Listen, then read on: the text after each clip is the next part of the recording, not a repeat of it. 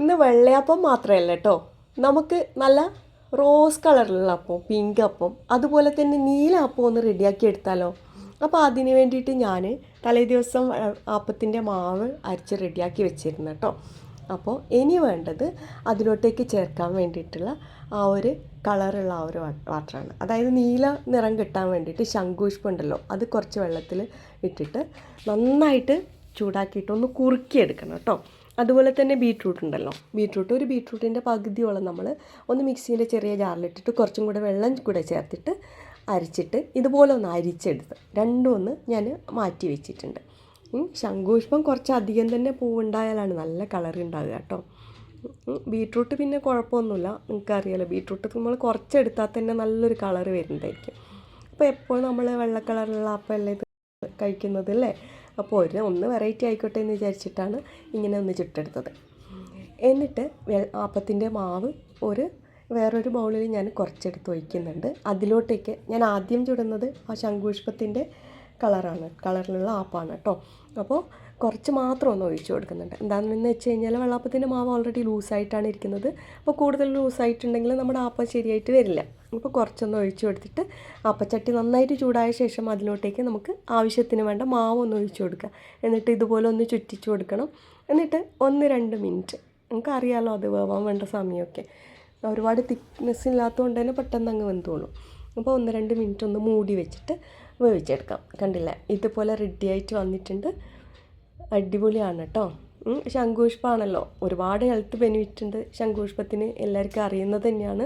അപ്പോൾ ഇതുവരെ ഇങ്ങനെ റെഡിയാക്കാത്തവരൊന്ന് ട്രൈ ചെയ്ത് നോക്കണം. ഇനി അടുത്ത് നമുക്ക് ബീട്രൂട്ടിൻ്റെ ആ ഒരു ജ്യൂസ് വെച്ചിട്ടുള്ള അപ്പം റെഡിയാക്കി എടുക്കാം കേട്ടോ.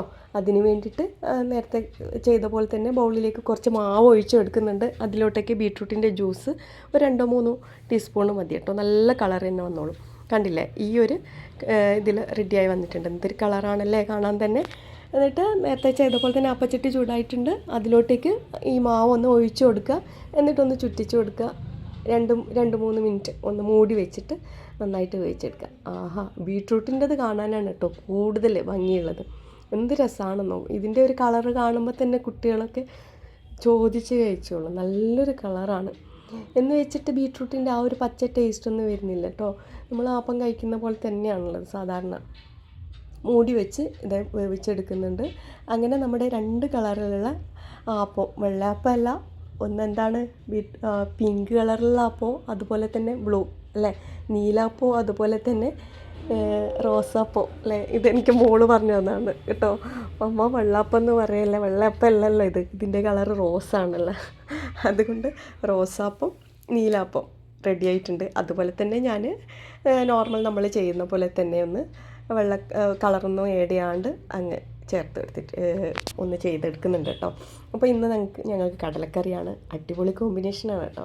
അപ്പോൾ ഇതുവരെ ഒന്ന് ട്രൈ ചെയ്യാത്തവരൊന്ന് ട്രൈ ചെയ്ത് നോക്ക്. നമുക്ക് വിരുന്നുകാരൊക്കെ വരുന്ന സമയത്തൊന്ന് ഞെട്ടിക്കുക അല്ലേ.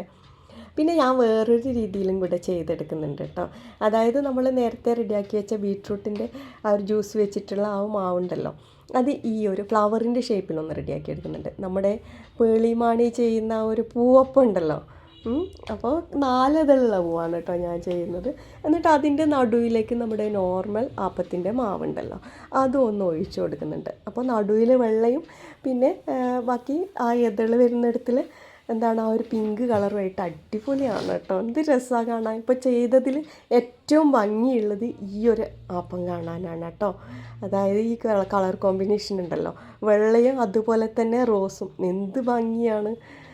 വീഡിയോസൊക്കെ കാണുന്നുണ്ടെങ്കിൽ ഇഷ്ടമാണെങ്കിൽ ഒന്ന് സബ്സ്ക്രൈബ് ചെയ്തിട്ട് സപ്പോർട്ട് ചെയ്തിട്ട് പോയിക്കണേ. Bye friends, thank you for watching.